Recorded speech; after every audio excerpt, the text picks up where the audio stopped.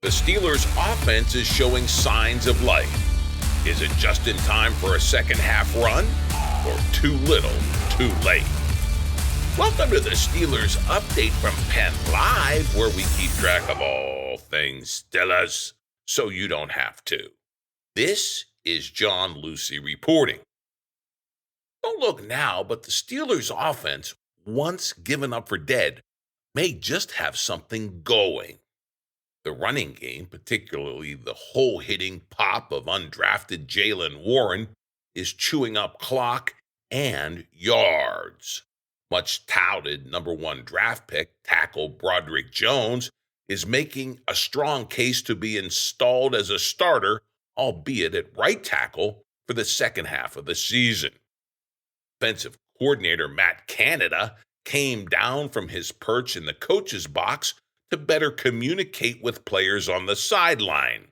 He proceeded to call his best game of the season versus the Titans.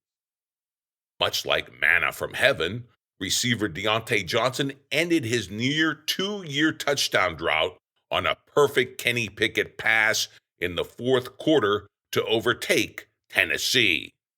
And now, a defiant Mike Tomlin just shut down media criticism of his 2 second-year offensive stars, struggling starting QB Kenny Pickett and disgruntled wide receiver George Pickens. Could all this be the spark that finally ignites some offensive fireworks in Pittsburgh, starting with the incoming Green Bay Packers this Sunday in a clash of classic football franchises at Acrisure Stadium? Or is it too little, too late?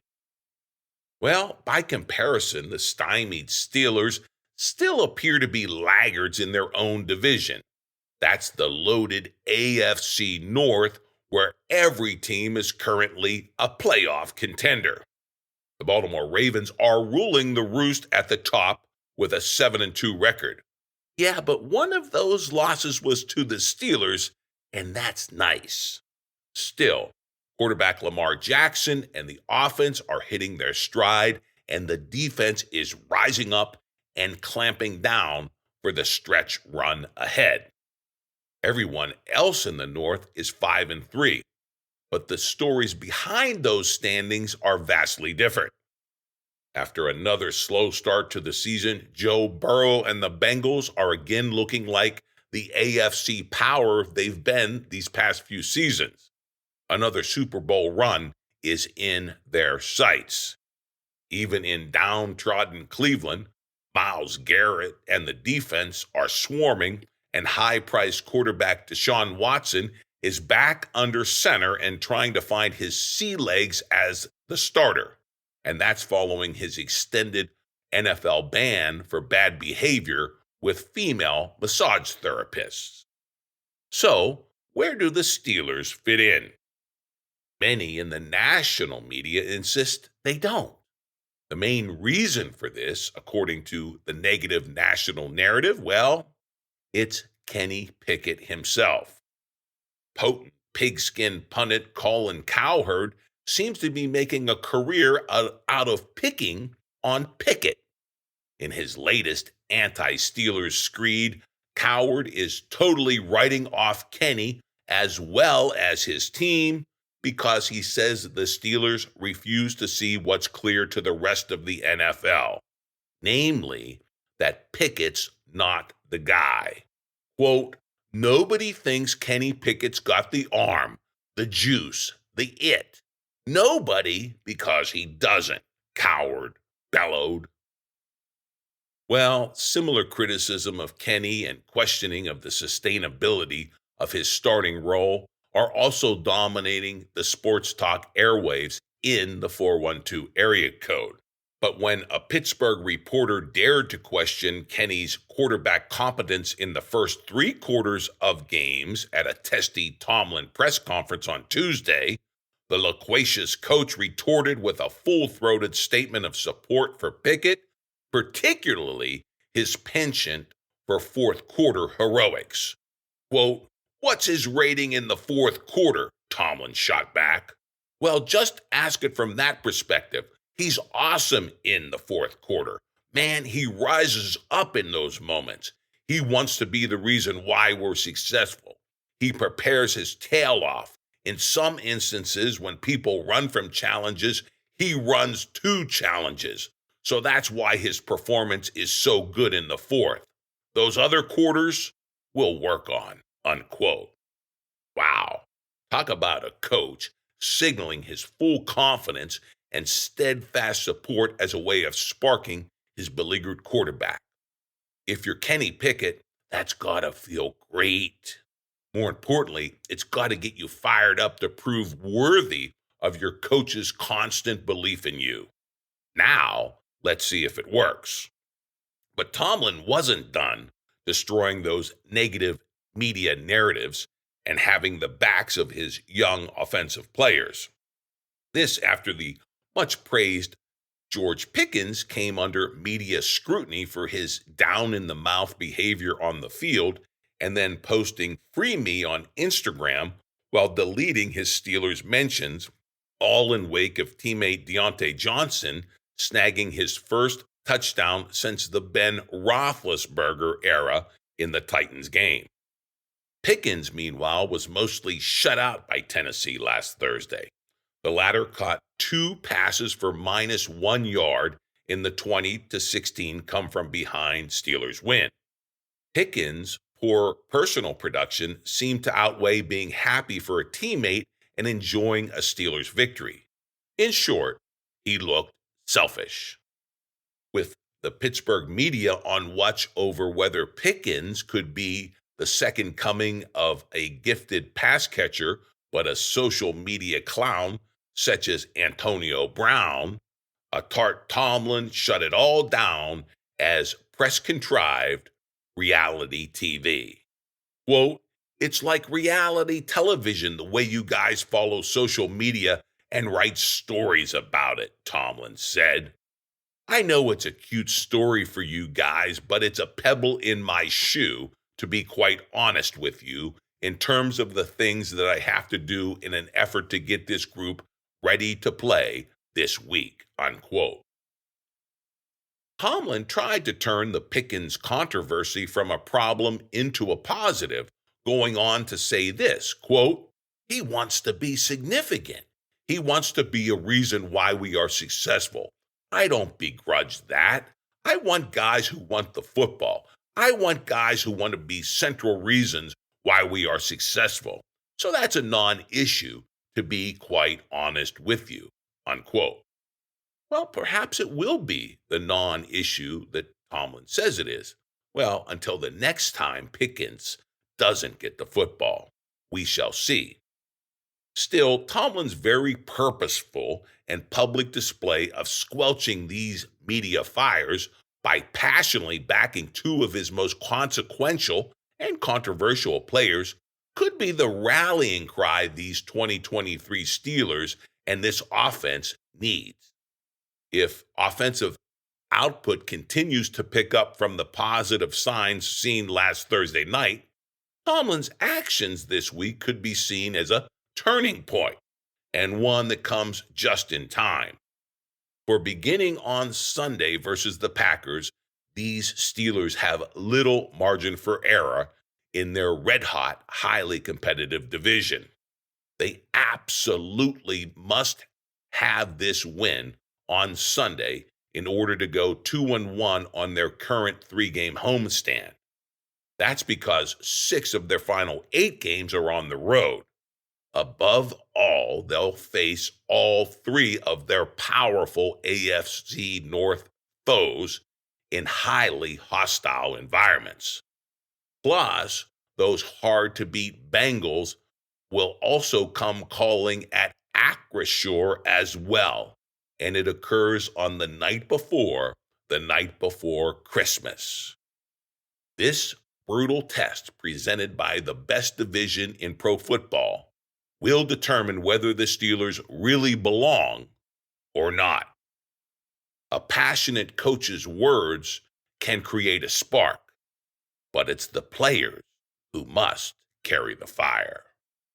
Well, we're going to have much more on the pair of Pittsburgh controversies involving Pickett and Pickens, plus a preview of the Packers test presented this Sunday at Acrisure Stadium, all in this Coach Speak edition of your Steelers Update podcast. Hey, and be sure to check out my full print column first thing Thursday on Penn Live. As always, it will be packed with plenty of memes, bringing the latest, greatest Steelers debates, along with Coach Tomlin's testy retorts, to life and to laughs. Right now, let's get right to it. Despite Mike Tomlin's steadfast defense, the question remains whether Pittsburgh has a problem with two of their most important second-year offensive starters, that being QB Kenny Pickett and potential superstar receiver George Pickens. Let's tackle the Pickens question first. For that, we turn to the always reliable Mark Kaboly, who consistently goes beyond the surface to determine the true meaning and significance of these Steelers controversies in the locker room. Here's how Kaboly reads the Pickens situation in a penetrating piece for The Athletic. He writes this, quote, Tomlin's response was all about not making it a bigger story than it is, even if he believed it is a big story. Even if Tomlin was upset, he wasn't going to make that available for public consumption. Not in that setting. Not now. Some players respond well to that kind of criticism and others don't. Maybe Pickens doesn't. But it is out there as a controversy, and other players have acknowledged it. Here's the quote from Allen Robinson, Steelers veteran receiver, from Monday. Quote, we've continually talked to him and communicated with him. He's a significant player in this league and is going to attract a significant amount of attention from defenses trying to take him away, unquote. Tomlin now was well within his rights to dismiss the social media post made by one of his players, and that sure seemed to be what he was focusing on, the social media aspect of it. Tomlin is very good at selecting one part of the narrative and dismissing that, at least in the public eye. What is concerning, and what Tomlin didn't mention in his unhappiness with the media, is the macro part of the situation. It's not that Pickens is a diva, and people in Pittsburgh have weathered their share of diva fatigue, from Hines Ward to Antonio Brown to Martavius Bryant to Juju Smith-Schuster to Chase Claypool. Understandably, the masses are on edge when they see the same thing happening again. A star receiver unhappy with his personal production, and the head coach flippantly dismissing the public like someone is trying to drum up drama. I can assure you, somebody within the organization has addressed Pickens' behavior to his face, whether it was wide receivers coach Fridgman Jackson or Tomlin himself.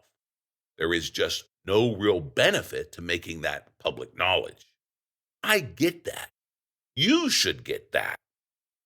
Pickens' biggest issue is that he wants to be great, and who can blame him for that? And when he doesn't produce, sometimes he lets his emotions get the best of him, just like many of the great receivers in the NFL. But let's not totally dismiss Pickens being at fault.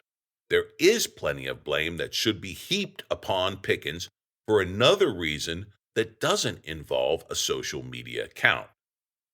You can be unhappy that you have only 3 catches and 10 targets in 2 games.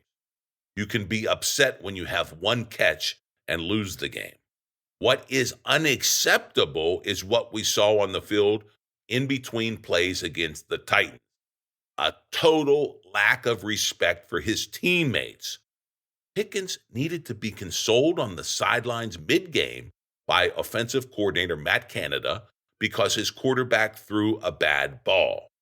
And after Deontay Johnson scored the go-ahead touchdown, his first TD in 655 days, Pickens turned and ran to the sideline while others celebrated with Johnson. That's your teammate who has struggled more than anybody over the last 2 years to get into the end zone, and you don't even congratulate him.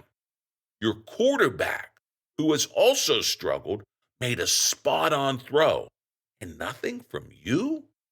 Your team wins the game, and you are, by far, the first player off the field and quickly gone from the locker room. If you don't think that gets the attention of other players, then you don't know football. Pickens' failure to support his teammates was a much bigger deal than posting "free me" on Instagram. Yet that tends to be overlooked by far too many. Steelers need Pickens to have a successful offense. And if he isn't going to play the team game, then they are doomed. Unquote. Wow. That is such a great take on the potential for this Pickens issue to get out of control in Pittsburgh. And again, it comes from Mark Caboli and The Athletic. And I urge you to read his stuff regularly on The Athletic. It is great coverage of the Steelers. Again, his take, this isn't about social media. And that's what Tomlin was addressing, the social media aspect. It's about the team dynamic and George Pickens not taking part of that dynamic because of his immature disappointment with his personal production in any given game. Caboli nails it, and we thank him for this insight. And now that we know the real story and the real significance of Pickens' anti-team behavior, we can monitor it going forward, and we'll see whether Tomlin is effective at handling it internally. That will be the true test of this coach and his disgruntled receiver. It's Pickens with whom Tomlin must deal, not the media. Now, that's enough of the negative. We hear plenty of that from the likes of Colin Cowherd and company. Let's focus on what Kenny Pickett, Matt Canada, and the offense are doing right these days. For this, we turn to Caboli's counterpart at the Athletic, Mike DeFabo, in a detailed post on the Titans game and what the offense did differently. DeFabo identifies 9 key factors that have this Steelers attack on the rise. Again, I urge you to read the entire piece, but we'll give you a taste of it right here. DeFabo writes, quote, during the Steelers' 20-16 win, the offense produced season highs in rushing yards with 166, first downs with 22, and third down conversion rate of 50%. Matt Canada, moving out of the coach's box and down to the sidelines, stole the headlines. But the truth is there were many other more significant changes that the coordinator's move kind of overshadowed. So what were they? Well, DeFabo says, quote, after the Steelers won the opening coin toss Thursday, they took the ball, and Kenny Pickett led the offense on a 10-play, 78-yard touchdown drive. It was the first time Pittsburgh scored a touchdown on its opening drive since December 18th, 2022, unquote. In short, they started fast for a change. But there's more. DeFabo says, quote, Broderick Jones, who is likely to be the future at left tackle, made his first career start at right tackle. The Steelers also opened up the playbook to highlight the skill set that made Jones a first-round pick. They used the 6'5", 311-pound lineman in space as a pooler on runs and out in front of screens, unquote. And about that running game, DeFabo says there were other positive differences that produced results, writing, quote, Canada called a season-high 21 designed runs from shotgun against Tennessee, averaging 5.3 yards per carry. They had 22 such plays total in the 3 games prior combined. By spreading Tennessee out, the Steelers manufactured lighter boxes, running against a 6-man box a season-high 14 times for a season-best 107 yards and 7.6 yards per carry. Najee Harris especially benefited. He got 19 carries, 2.7 per game against a six-man box before week 9. Then he got 8 against the Titans, 6 of those out of the shotgun. Jaylen Warren ran the ball 5 times against a six-man box after averaging just 2 such attempts in the 7 previous games, unquote. Hey, we all know that running game needs to keep rolling. And here's another reason why it should, again, as identified by DeFabo. Quote, against the Titans, the Steelers called many more gap scheme runs, pulling guards and tackles as lead blockers. Per Pro Football Focus, they ran 13 zone runs and 13 gap scheme runs on Thursday. The gap scheme runs included several significant positive plays, unquote. I'll give you one more of these positive factors we're seeing with that Steelers O. But again, check out the full athletic piece for a complete rundown of this Steelers offensive revamp. It's got plenty of insight, and just like this one, again, from DeFabo. Quote, through the first 7 weeks, the Steelers ran play action on running downs just 27.6% of the time. That's the third lowest rate in the league. They increased that number on Thursday night to 36.8%, which was 10th highest for all of week 9. Steelers also threw the ball 33% of the time when they lined up under center, a season high.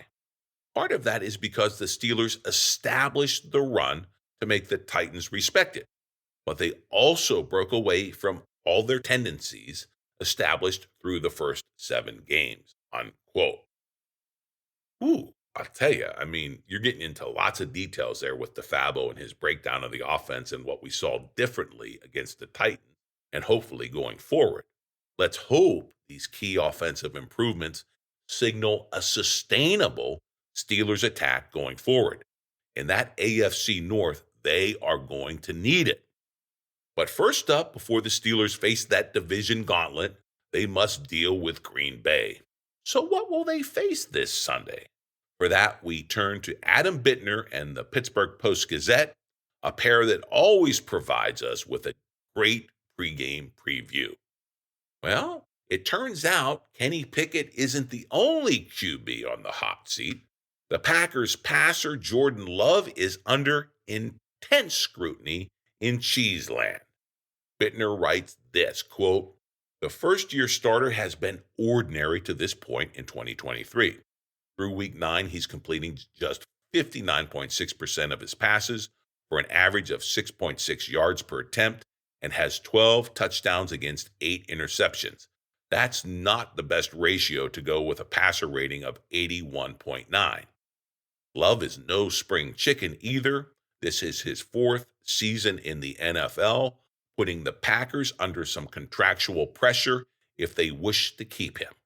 All this is why they've scuffled to a 3-5 record and could be in the mix for a solid pick in the upcoming NFL draft.